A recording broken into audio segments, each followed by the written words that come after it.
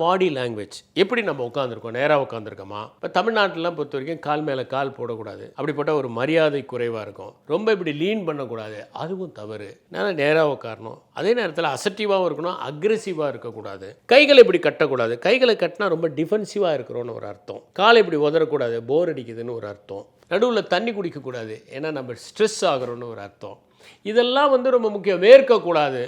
அதனால தான் என்ன சொல்லுவாங்கன்னா, நீங்கள் ஒரு சல்ட்ரியான என்விரான்மெண்ட்டில் நிறையா பெர்ஃப்யூம் போட்டுட்டு போகக்கூடாது. ஏன்னா அது வேர்க்கும் போது நீங்கள் பதட்டமாக இருக்கிறீங்கிறத உணர்த்துவீங்க அப்படிங்கிறதுலாம். அதனால் இதெல்லாமே அந்த பாடி லாங்குவேஜில் ரொம்ப முக்கியமான ஒரு விஷயம். அடுத்தது ஸ்டீரியோ டைப். ஸ்டீரியோ டைப்னால் என்னென்னா, இவங்கெல்லாம் ஒரே மாதிரி இருப்பாங்க. ஒருத்தரை பார்த்து அதே மாதிரியே, இப்போ நம்ம பார்க்குறோம் பார்த்தீங்களா, எல்லாரும் அந்த ஊரில் இருக்கிறவங்கெல்லாம் ஒரே மாதிரி, இந்த ஊரில் இருக்கவங்கலாம் ஒரே மாதிரி, அந்த மாதிரி ஒரு அபிப்பிராயம். ஒரு உதாரணம் சொல்கிற பாருங்க. என்னுடைய நண்பர் சொன்ன கதை என்னென்னா, அவர் ஒரு நிகழ்ச்சிக்கு போகும்போது அந்த நிகழ்ச்சியினுடைய தயாரிப்பாளர் காரை கொடுத்துருக்காரு.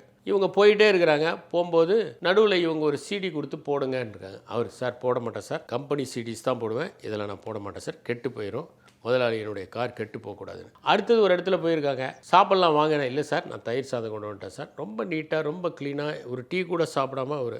அப்புறம் ஒரு 6 மாதம் கழித்து இவங்க மறுபடியும் அந்த நிகழ்ச்சிக்கு போயிருக்காங்க. அவர் கார் அனுப்பிச்சிருக்காரு. இப்போ வேறு டிரைவர். சரி, போய் அந்த முதலாளிகிட்ட கேட்டிருக்காங்க. போன முறை அந்த டிரைவர் ரொம்ப நல்ல டிரைவர் வந்தார், அவர் என்ன ஆச்சார் அப்படின்னு. ரொம்ப நல்லவர் தாங்க, ஒரு 50,000 அவர்கிட்ட ஒரு இடத்துல கொண்டு போய் கொடுங்கன்னு சொல்லி கொடுத்தேன், அதுக்கப்புறம் ஆளை காணோன்னு. இதுதான் இந்த ஸ்டீரியோ டைப்பிங் நம்மளுடைய பிரச்சனை. அப்புறம் இன்னொன்று என்னென்னா, நல்ல மூடில் இருந்தாங்கன்னு வச்சுக்கோங்களேன், யாரை சந்தித்தாலும் நம்ம அவங்கள பற்றி அதிக மதிப்பீடு போடுவோம். அதனால தான் என்னென்னா, a thing of beauty is a joy for எவருங்கிறத விட, நாம் மகிழ்ச்சியாக இருக்கும்போது எல்லாமே அழகாக தெரியும். நம்மளோட பாசிட்டிவ் மூட் இருந்துச்சுன்னா ஏத்தாப்படி வரவங்கள நம்ம நல்லா நினைக்கக்கூடிய ஒரு மனப்பான்மை இருக்கிறது.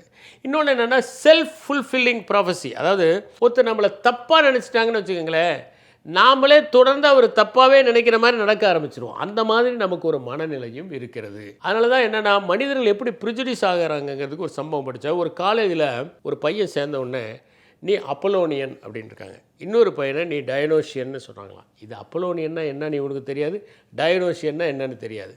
ஆனால் இந்த அப்பலோனியன்னு சொன்ன பசங்க இந்த டயனோஷியனுங்கிற பசங்களை பார்த்தோன்னே முறைக்க ஆரம்பிச்சிட்டாங்களாம். அப்பலோனியன் பசங்க மட்டும் ஒன்றா இருந்தாங்களாம். இது மாதிரி நம்ம ப்ரிஜுடிஸ் ஆகக்கூடிய மனப்பான்மை உள்ளவர்கள். அதனால் யாரை நாம் முதன்முறையாக சந்தித்தாலும் அவர்களை சந்திப்பதற்கு நாம் ஆர்வமாக இருக்கிறோம், சந்திப்பதில் பெருமிதம் கொள்கிறோம் என்று நம் உடையும் நம் உடல் மொழியும் பொருந்துகிற வகையில் சென்றால் நமக்கு வெற்றி நிச்சயம்.